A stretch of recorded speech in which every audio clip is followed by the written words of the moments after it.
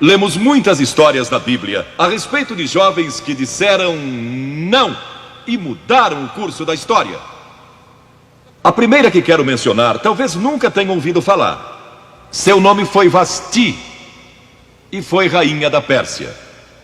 A esposa de Assuero, que reinou desde a Índia até a Etiópia. Pensem em todo o petróleo que ele tinha e provavelmente nem sabia. Um dos monarcas mais ricos que já viveu. E ele deu uma grande festa que durou muitos dias. No fim, provavelmente já bêbado, ele ordenou que sua esposa Vasti viesse e ali dançasse para todos os seus convidados. E ela assombrou aquele grupo de líderes mundiais. Ao se recusar, ela disse não. Eu não vou expor o meu corpo para esses homens. Ele mandou outra mensagem, ameaçando que ela deixaria de ser rainha e perderia seus confortos e bens materiais e toda a sua fama.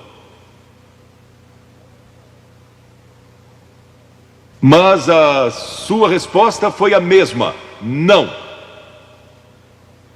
E ela mudou a história, porque foi deposta como rainha. Nada mais sabemos. Mas por causa dela, Esther se tornou rainha e o povo judeu foi salvo.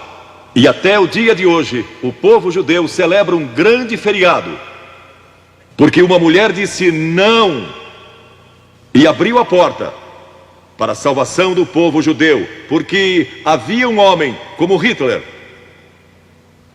e era o primeiro-ministro do país, decidido a destruir e aniquilar os judeus. Agora, a Bíblia tem muito a dizer a respeito de sensualidade e lascívia e depravação. A palavra lascívia significa a tendência de incitar desejos sensuais. Sensualidade significa o apelo proposital aos sentidos físicos para a satisfação pessoal. Talvez lendo um livro pornográfico ou assistindo um filme impróprio.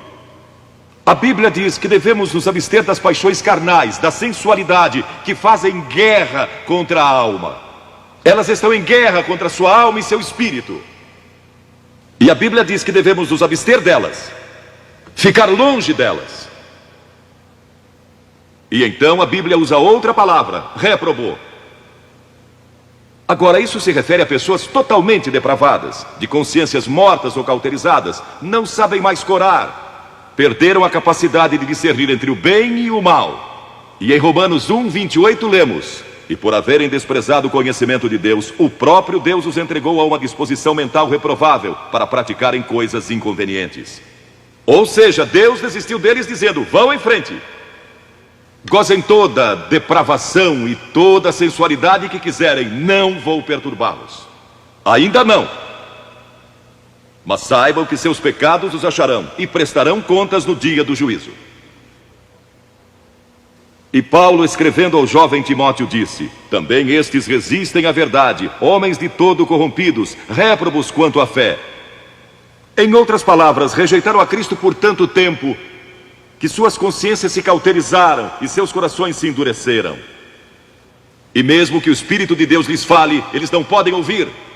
É por isso que é importante que você aceite a Cristo quando é jovem. É importante que venha a Cristo agora. Se o Espírito de Deus está falando com você, entregue a sua vida a Cristo, porque o dia pode chegar em que a sua consciência esteja morta e você não possa mais ouvir a voz de Deus. Ela disse não. Mas Vasti, você vai perder o trono, vai perder suas riquezas, pode até perder sua vida. Ela disse: minha resposta é não.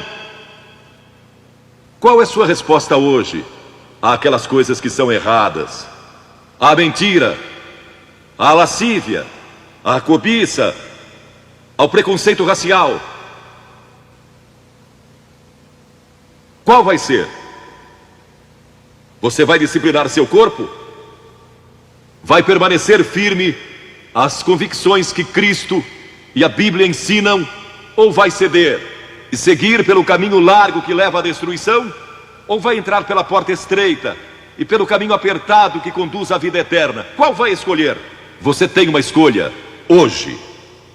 Deus nunca vai forçá-lo a escolher. E então houve um outro jovem, um jovem chamado Daniel. E a Bíblia diz que Daniel resolveu em seu coração que não se contaminaria com as finas iguarias do rei, nem com o vinho que ele bebia.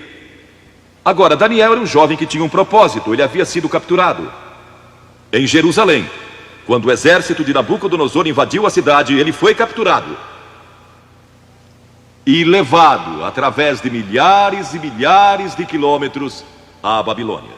A quase 3.000 quilômetros de sua própria terra, sem aviões nem automóveis. Eram semanas de viagem. Mas ele estava resolvido a servir a Deus, e não devia ter mais de 12 ou 15 anos de idade. E Nabucodonosor, o grande rei, levara cativos de Jerusalém para a Babilônia, e ordenou que aqueles jovens, em quem não havia defeito, de boa aparência, instruídos em toda a sabedoria, fossem ensinados em sua corte, para que ele pudesse usá-los. Ele queria usar aqueles jovens judeus, porque sabia que eles tinham um dom especial. E durante o período de treinamento, mandou que lhes dessem os melhores vinhos e as mais finas iguarias, e todos os confortos disponíveis na corte de Nabucodonosor. Mas Daniel disse: não, não quero o vinho do rei, e não quero as iguarias do rei. Quero dormir no chão, não numa cama de penas. Quero viver uma vida simples e também disciplinada. Que diferença dos que mal podem esperar pelo dia em que possam sair de casa e se divertir. Mas não Daniel. Daniel estava longe de casa e ninguém saberia se ele fizesse algumas dessas coisas.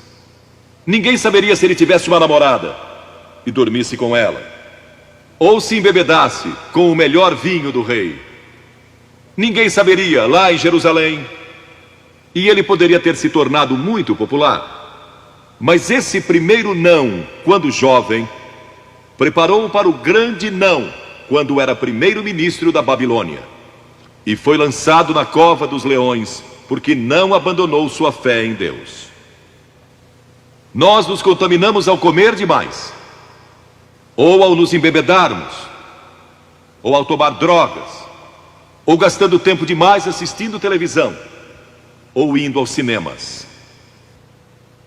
Jesus declarou em Lucas capítulo 21: acautelai-vos, para que nunca vos suceda que os vossos corações fiquem sobrecarregados com as consequências da orgia e das preocupações deste mundo, e para que aquele dia não venha sobre vós repentinamente. O apóstolo Paulo disse: não disponhais para a carne no tocante às suas concupiscências. E Pedro disse: porque basta o tempo decorrido para terdes executado a vontade dos gentios, tendo andado em dissoluções, concupiscências e em detestáveis idolatrias. A Bíblia diz que devemos disciplinar nossas mentes e também nossos corpos, e disciplinar o coração pela nossa fé em Cristo. E então houve outro jovem chamado José, que foi vendido para o Egito pelos seus irmãos e se tornou escravo de um homem chamado Potifar. E Potifar tinha uma linda esposa, e José era forte e bonito. E em Gênesis, no capítulo 39, se quiserem ler a história, lemos a respeito da tentação de José. A esposa de Potifar se apaixonou por José, porque José se tornou mordomo de toda a casa de Potifar, cuidando dos seus negócios. E ela viu aquele belo jovem, viril e de boa aparência, andando pela casa e pelo jardim, cuidando dos negócios todos os dias, e ela o cobiçou. E disse: deita-te comigo. Ele disse: não. E acrescentou: não posso fazer isso ao meu senhor, que me confiou tudo o que tem, exceto sua esposa. Não posso pecar contra Deus, o Deus dos meus pais. Ele estava longe de casa, lá no Egito, quem saberia?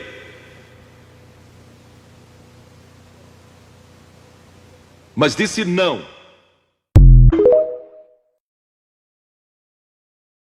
Quai, seu app de vídeos curtos.